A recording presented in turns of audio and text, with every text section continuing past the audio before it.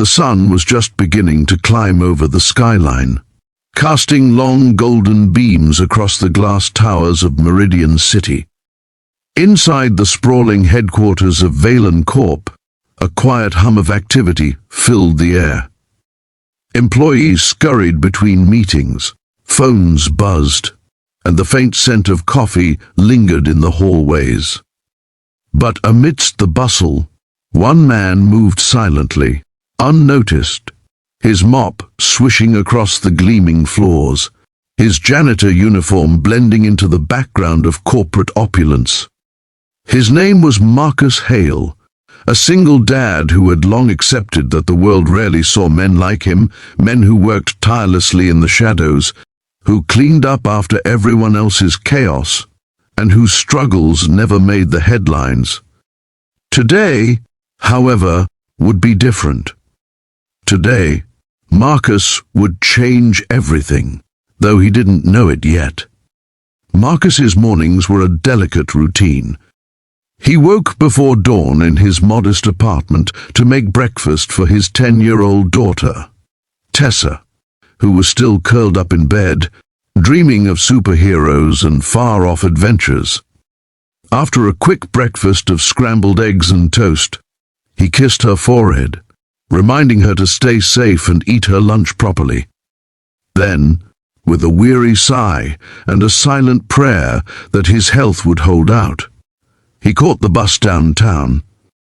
Life hadn't been easy since Tessa's mother left, and every day was a battle against exhaustion, financial strain, and self-doubt. But Marcus had pride in his work, dignity in his routine, and an unwavering love for his daughter that kept him going when nothing else did. On this particular morning, the office seemed brighter, almost deceptively calm. The CEO of Valen Corp, Veronica Ashford, was expected to arrive for a crucial board meeting.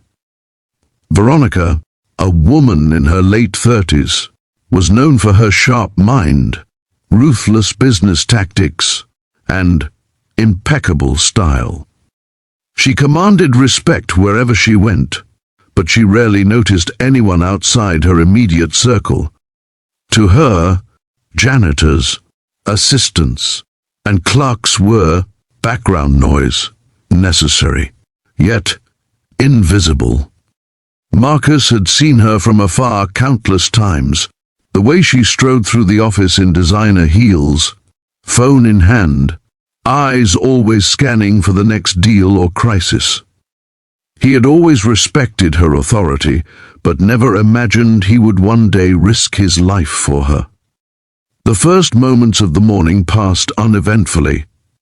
Marcus pushed his mop across the marble floors, methodically cleaning as he watched the city awakening through the giant windows. Then, just as Veronica stepped into the main lobby, the unthinkable happened. A loud bang shattered the calm. Panic erupted like wildfire. People screamed and ducked. Papers flew, and the polished floor became a chaos of fear. Marcus's instincts kicked in instantly. He saw the gunman aiming at Veronica, his face twisted with rage, the weapon glinting under the harsh fluorescent lights. Without thinking, Marcus lunged forward, shoving Veronica out of the line of fire just as a deafening shot rang out. Pain seared through his shoulder and chest, and he crumpled to the ground, blood soaking through his uniform. Veronica screamed, frozen in terror, as Marcus whispered a weak but resolute, "It's okay. Stay down. If you believe in kindness and second chances, and that heroes come in unexpected forms, please hit like, comment, share, and subscribe to our channel, Kindness Spark." Today's story is one that will stay with you forever. The office was a whirlwind of chaos. Security tackled the shooter, employees screamed and called 911, and the city's police arrived within minutes. Veronica knelt beside Marcus, cradling his head in her hands trembling as she tried to staunch the bleeding. "Marcus, stay with me. Please, stay with me," she cried, her voice cracking. Marcus, barely conscious, could see the fear and genuine concern etched into her face.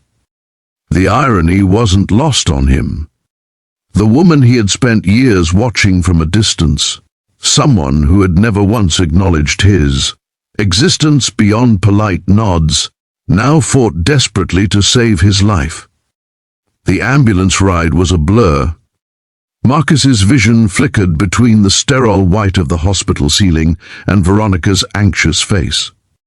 He could hear Tessa's laughter in his memory, feel the warmth of her tiny hands, and it gave him the strength to fight through the pain. The doctors worked quickly, stabilizing him and performing emergency surgery. Veronica stayed by his side the entire time, refusing to leave even when urged by hospital staff.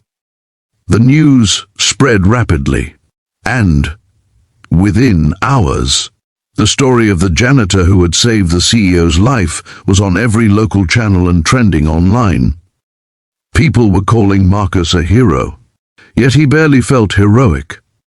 He had done what anyone would do to protect a life.